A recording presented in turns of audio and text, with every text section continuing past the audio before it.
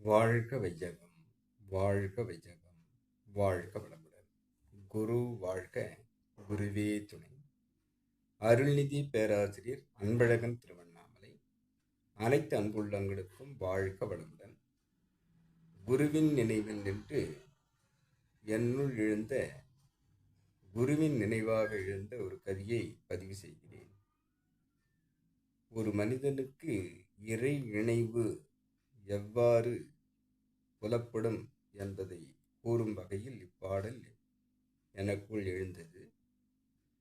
குருவை பற்றியே கோடி நன்மை பெறு, கருவை பற்றியே காந்தம் சேர்த்திடு, திருவை பற்றியே திரிகாலம் உணர்ந்திடு, உருவை பற்றியே உண்மையை விளங்கிடு, ஊர்தோறும் சுற்றியே உண்மை உரைத்திடு, பார் முழுவதும் பரப்பியே பசுமை செய்திடு, நேர்மையும் உண்மையும் நிஜம் தரும், நேர்மையும் உண்மையும் நிஜம் தரும், நேர்த்தியான திரேகத்தில் உணர்வாகுமே.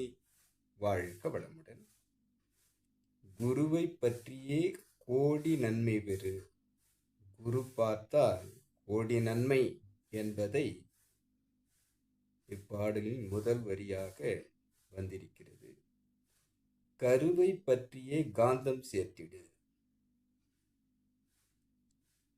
கருவை பற்றியே ஆழ்மன தியானமாக துரியாதீதத்தில் பயணித்தால் அது நமக்கு கரைந்த இறைவனாக இருக்கக்கூடிய காந்தத்தை தெளிவாக்குவதாக அமையும்.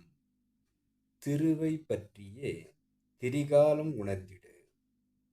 அவ்வாறு இறைவனை உணர்ந்தபோது கடந்த காலம், நிகழ்காலம், எதிர்காலம் என்று சொல்லக்கூடிய திரிகால ஞானம் நமக்கு வரும் என்பதாக இக்கவி வந்திருக்கிறது.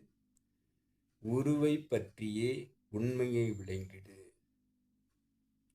இந்த உடலில் உயிர் இருக்கும் வரை நாம் இறைவனை நோக்கி பயணிப்பதாக நம்மை மாற்றிக்கொள்ள வேண்டும். உறைந்து உறைந்து இந்நிலையில் பழகிக்கொள்ள என்று குரு கூறியிருக்கும் இந்த பழக்கத்தை நாம் ஏற்படுத்தி கொள்ள வேண்டும். அதுதான் இறை உணர்வுக்கான வழி என்பதாக வந்திருக்கிறது. ஊர்தோறும் சுற்றியே உண்மையை விளக்கிடு. தொண்டு மனப்பான்மையாக இறையை பற்றி சொல்வதற்கு நாம் எங்கு வேண்டுமானாலும் செல்லலாம் என்பதாக வந்திருக்கிறது. பார் முழுவதும் பரப்பியே பசுமை செய்திடு.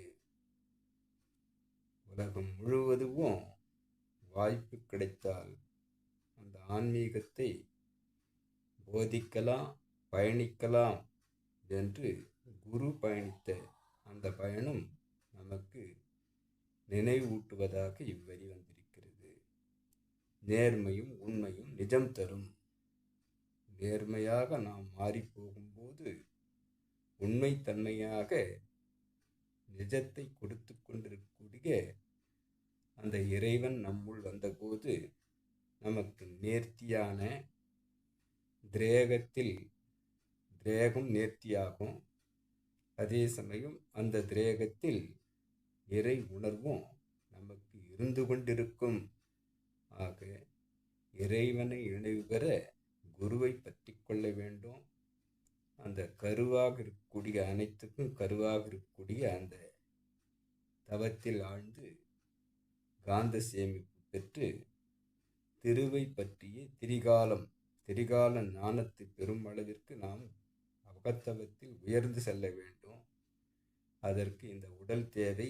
உடல் பராமரிப்புக்காக கொடுத்திருக்கக்கூடிய குருவினுடைய பயிற்சிகளை காயக்கல்பம், உடற்பயிற்சி, தியான பயிற்சி, அகத்தாய்வு பயிற்சி, மௌன பயிற்சி, ஜீவகாந்த பெருக்க பயிற்சி என்று நமது குரு கொடுத்திருக்கக்கூடிய அனைத்தையும் நாம் பயின்று நம் உடலை நலமாக வைத்து கொள்ள வேண்டும். இறைவன் உறையும் இடம் என்பதாக வருவதை நாம் சிந்திக்கலாம். அவ்வாறு நம்மை சரிபடுத்தி கொண்டு ஊர்தோறும் தொண்டாற்றி இன்பம் காண்போம் என்பதாக செல்ல வேண்டும். பார் முழுவதும் பரப்பியே பசுமை செய்திடு. அனைவருக்கும் அந்த பசுமையாக இருக்கக்கூடிய அந்த மகிழ்ச்சியை, அந்த ஆனந்தத்தை அனைவருக்கும் நாம் பரப்பிக் கொண்டிருக்க வேண்டும். இதற்கு நாம் நேர்மையாக இருக்க வேண்டும், உண்மையாக இருக்க வேண்டும். அந்த நிஜமான இறை சொரூபம் எப்போதும் இருந்து கொண்டு இருப்பதாக நேர்த்தியான இந்த திரேகம் நமக்கு எப்போதும் நமக்கு கை கொடுக்கும். அதற்கு இறைவனே அருள் புரிவார் என்பதாக வந்திருக்கக்கூடிய கவியை குருவின் நினைவாக பதிவு செய்கிறேன். அனைத்து அன்புள்ளங்களுக்கும் வாழ்க வளமுடன். நன்றி, நன்றி, நன்றி.